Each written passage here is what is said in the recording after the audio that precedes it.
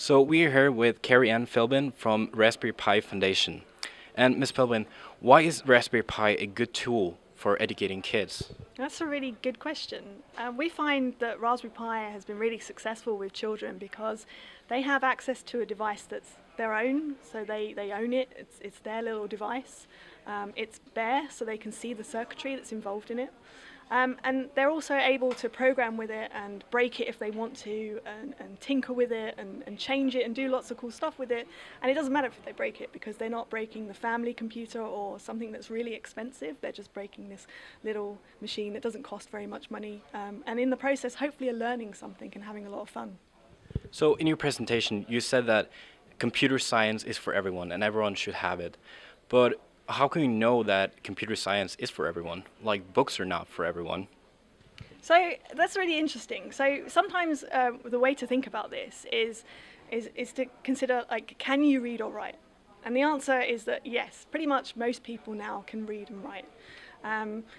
But you didn't learn how to read or write so that you could go off and become a novelist. You learned to read and write so you could do a whole host of things, from writing poetry to writing a letter to someone or an email, to being able to text someone. So many reasons, not just simply because you wanted to be able to write, the next best novel.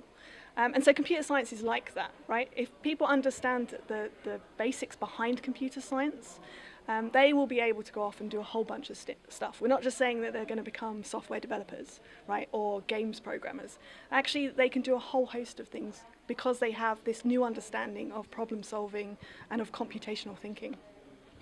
But so we don't want everyone to become computer experts, right?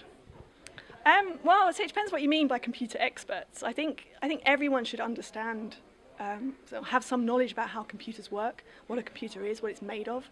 So many people have these devices like an Xbox or a tablet or a smartphone, but they have no idea that it's a computer and what makes it a computer or how the software on it works. Or if they wanted to create their own piece of software, like quite often people say to me, "Oh, I really wish I had an app that did this." Well, why don't you go make that app? But because they don't understand the first place to start, often they won't bother. So it depends what you mean by computer expert, but I just think that little bit of knowledge, yes, I kind of do want everyone to be an expert. Okay, thanks for being here. Thank you very much.